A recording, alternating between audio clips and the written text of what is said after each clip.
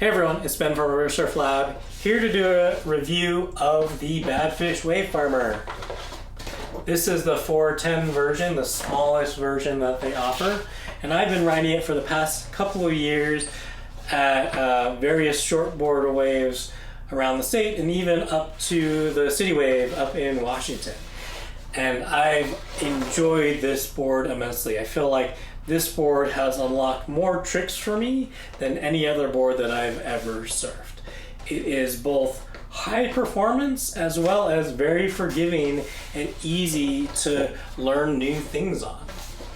The Wave Farmer I find is best used on shortboard specific waves, so waves like Scout and Salida, River Run Park, the new Spillway Wave down in Pueblo, or the City Wave up in Washington. Those are all ways where this is a board you could potentially ride. Anything where you have to paddle to catch the wave or pop up on the board, this is going to be pretty tricky, at least for me at 410. It does have a decent amount of volume, 26 liters of volume, but I don't think I'm really strong enough to catch a lot of waves on this small of a board. And among those shortboard waves, I feel like it really excels, and I really enjoy surfing this board the most when those waves are the biggest and the steepest. So City Wave when it's cranked up to its max settings, or Salida when it was peaking and maxing out. This board was the board I liked to surf the most. On the other side of things, this board doesn't do super good if the wave is flat. So Scout Wave when it's flat, earlier in this season, this wasn't my choice, as well as I would say most of the time at River Run Park, this board feels a little bit too slow for wave 6 and other waves in the park there. There's a few things about this board that I think really lend itself well to surfing really big waves. One of those is the amount of tail rocker in this board. This has quite a bit more tail rocker than I typically ride on a shortboard, probably an inch more than I normally would ride. And that extra tail rocker allows you to get this board out of the water and turn easily, and it also allows you to slow the board down. So if you're going too fast, maybe going straight down the face, you can just stand on the tail of this board and it will slow itself down. You can bring it back in control. The other thing that's nice is just the amount of nose rocker as well.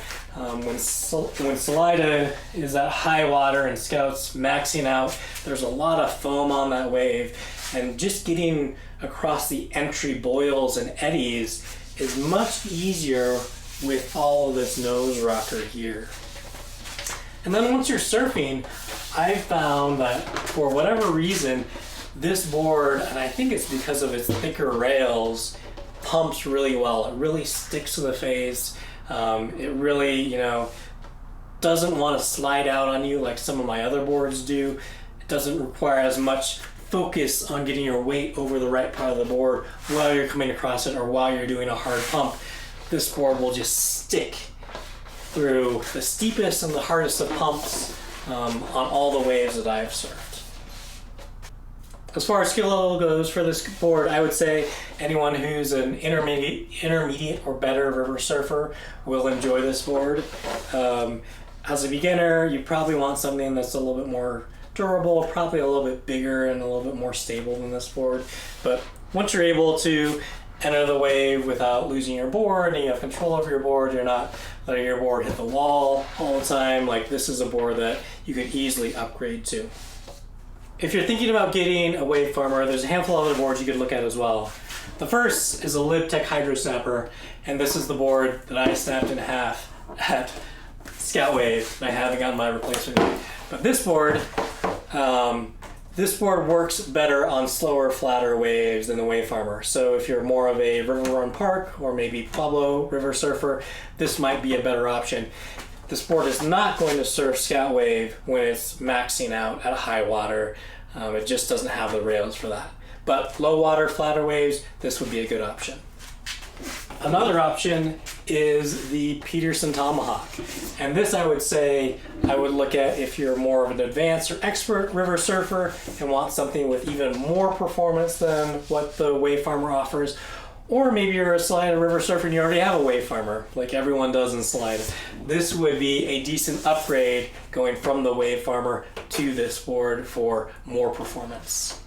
And then lastly, if you're looking for something that carves really well, goes really fast, and will surf a bunch of different shortboard waves, the Corridor Craw is a good option. It's not going to be good at spinning as the Wave Farmer. It's also not going to be as forgiving, but it will surf waves like River Run Park and Pueblo really well. And if you're not really into spinning or doing any tricks and you just really want to carve really fast, this might be a good option for you too. That's it for this review. Thanks for watching. I know there's a ton of you out there, especially in Colorado, that already have this board, and I'd love to hear from you all about when you like to use the Wave Farmer, when you don't, what your thoughts are. Do you agree with me? Do you disagree with me? Feel free to throw a comment in there. I'd love to hear from everybody. Thanks.